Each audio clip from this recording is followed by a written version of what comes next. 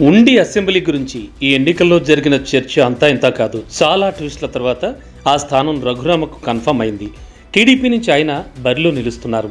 Narasapuram parliament సభ్యుడిగా ఉన్న రఘురామ వైసీపీకి ఎదురు తిరిగి ఆ తర్వాత బీజేపీలో చేరాలనుకున్నారు. కమలం పార్టీ ఇచ్చిన ఝలక్తో ఫైనల్గా టీడీపీలో చేరారు. తనకు పార్టీలు పిలిచి సీట్ ఇస్తాయని కలలు కన్న రఘురామకి బీజేపీ షాక్ ఇచ్చింది. నరసాపురం పార్లమెంట్ టికెట్ ఇవ్వలేదు. కారణం ఏదైనా RRRను బీజేపీ దూరం పెట్టింది.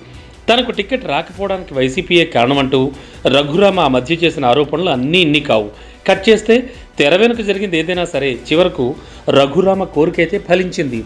చంద్రబాబు ఎంత ప్రయత్నించినా నరసాపురం టీడీపీకి ఇవ్వడానికి బీజేపీ అంగీకరించకపోవడంతో చివరకు ఉండి అసెంబ్లీ టికెట్ రఘురామకి ఇచ్చారు. సిట్టింగ్ ఎమ్మెల్యేను కాదని చంద్రబాబు ఈ నిర్ణయం తీసుకున్నారు. సిట్టింగ్ ఎమ్మెల్యే రామరాజును పిలిచి చంద్రబాబు బుజ్జగించారు. ఆయన కూడా కూల్ అయ్యారు. అంతా బాగుంది అనుకున్న టైంలో రఘురామకు ఇప్పుడు మరో సమస్య వచ్చి పడింది. ఉండి మాజీ ఎమ్మెల్యే శివరామరాజు ఎన్నికల బరిలో ఉన్నారు.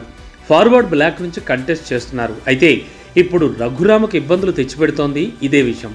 శివరామ పోటీలో ఉంటే ఎంత నష్టమో కానీ ఆయన పోటీలో ఉండడంపై రఘురామ నోరు పారేసుకోవడం మాత్రం ఇబ్బందులకు గురిచేసే అవకాశం ఉంటుందనే చర్చ అయితే జరుగుతోంది.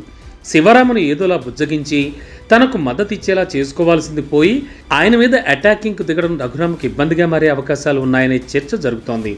వైసీపీ నుంచి శివరామరాజు ప్యాకేజీ తీసుకుని తనను ఓడించడానికి పోటీలో ఉన్నారంటూ రఘురామ చేసిన వ్యాఖ్యలు క్షత్రియ ఓటర్లపై ప్రభావం చూపే అవకాశం ఉందనే చర్చ జరుగుతోంది. శివరామరాజు ఎఫెక్ట్ రఘురామ మీద పడ్డం ఖాయమని, టీడీపీ ఓటమి ఖాయమంటూ కొత్త చర్చ కూడా మొదలుపెట్టేశారు కొందరు.